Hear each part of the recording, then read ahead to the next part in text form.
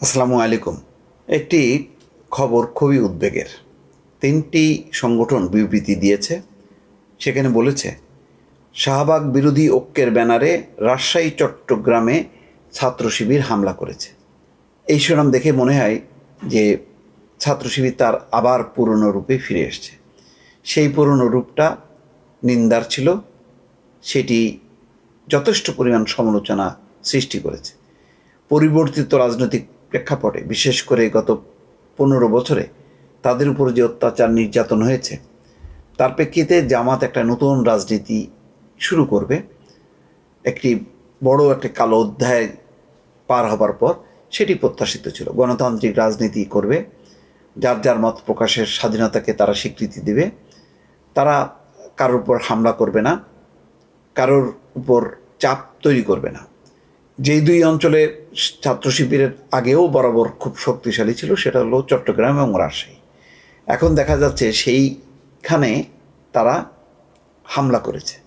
এটি গণতান্ত্রিক ছাত্র জোট, তারা প্রেস ক্লাবের সামনে, রাজশাহী বিশ্ববিদ্যালয় এবং চট্টগ্রাম প্রেস ক্লাবের সামনে বাম ছাত্র সংগঠনগুলোর মোর্চা, গণতান্ত্রিক ছাত্র জোটের মশাল মিছিল এবং সমাবেশে শাহবাগ বিরোধী ঐক্যের ব্যানারে ছাত্র শিবির নেতাকর্মীরা হামলা করেছে। কেন এই পরিস্থিতি হবে? এটা কি তাদের গণতন্ত্রের অধিকার নেই? আদালত এটিএম আজহারুল ইসলামের মৃত্যুদণ্ড সেটি বাতিল করেছে রায়, এবং খালাস দিয়েছে, তিনি যথারীতি মুক্তি পেয়েছেন। এটা এমন একটা বিষয় যেটা শুধু দণ্ডের ব্যাপার না, এটা মুক্তিযুদ্ধ স্বাধীনতার যে পক্ষ বিপক্ষ আছে সেটা একটা চেতনারও বিষয়। তো বাম গণতান্ত্রিক ছাত্র সংগঠনগুলো সেই চেতনাই ধারণ করে। তারা মনে করে যে 71-এর জামাত এবং শিবিরের, ওই সময় জামাতের যে ভূমিকা ছিল সেটা নিন্দনীয় ভূমিকা, এবং এটা সবসময় তারা জামাতের বিরোধিতা করে। কিন্তু জামাতের উপর কখনো তারা হামলা করেনি। এই যাত্রায়ও তাদের একটা নিজস্ব কর্মসূচি ছিল যে তারা ওই ঘটনার, অর্থাৎ এটিএম আজহারুল ইসলামের যে খালাসের তারা প্রতিবাদ করেছে। তো সেই প্রতিবাদটা করতে পারে।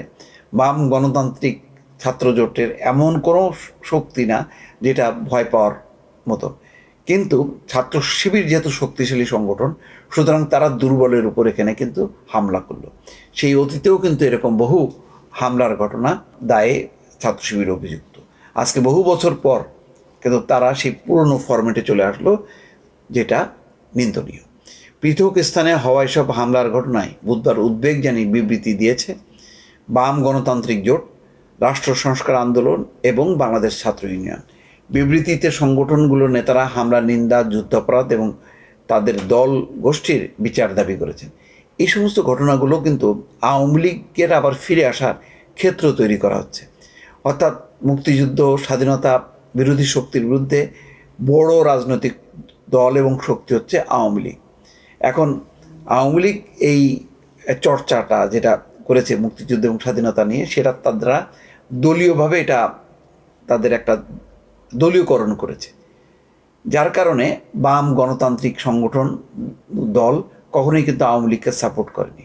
এখন তারা স্বাধীনভাবে স্বাধীনতা মুক্তিযুদ্ধের সপক্ষে থাকতে চায় এবং সেইভাবে রাজনৈতিক কার্যক্রম চালাতে চায়। তার উপরে এইভাবে হামলা, এটা খুবই নিন্দনীয়। 71-এর মুক্তিযুদ্ধকালের মানবতা বিরোধী অপরাধের মামলায় জামাত নেতা এটিএম আজহারুল ইসলামের মৃত্যুদণ্ডাদেশ থেকে খালাসের প্রতিবাদে মঙ্গলবার রাত 8টার দিকে রাজশাহী বিশ্ববিদ্যালয়ে গণতান্ত্রিক ছাত্র জোটের মশাল মিছিলে শাহবাগ বিরোধী ঐক্যের ব্যানারে ছাত্র শিবিরের নেতাকর্মীরা হামলা চালিয়েছেন বলে অভিযোগ ওঠে। আজ বুধবার বিকেলে চট্টগ্রাম প্রেস ক্লাবের সামনে গণতান্ত্রিক ছাত্র জোটের মিছিলে হামলায় অন্তত 12 জন আহত হন। এই সময় ছাত্র জোটের ব্যানার কেড়ে নিয়ে পুড়িয়ে ফেলা হয়। সেখানেও শাহবাগ বিরোধী ঐক্যের ব্যানারে এই হামলা চালানো হয়। এতে ছাত্র শিবিরের কর্মী, বৈষম্য বিরোধী ছাত্র আন্দোলনের একাংশের নেতাকর্মীদের দেখা গেছে। ছাত্র শিবিরের কর্মী এবং বৈষম্য বিরোধী ছাত্র আন্দোলনের একাংশের, এটাও তো একটা সায়ান। তাহলে কি এই কারণেই বিবৃতি দিল যে তারা মিশে গেছে বৈষম্য বিরোধী ছাত্র আন্দোলন এবং ছাত্র শিবির? নতুন একটি রাজনৈতিক বাস্তবতা। জানি না শেষ পর্যন্ত কোন দিকে যাবে পরিস্থিতি। ভালো থাকবেন। আল্লাহ হাফেজ।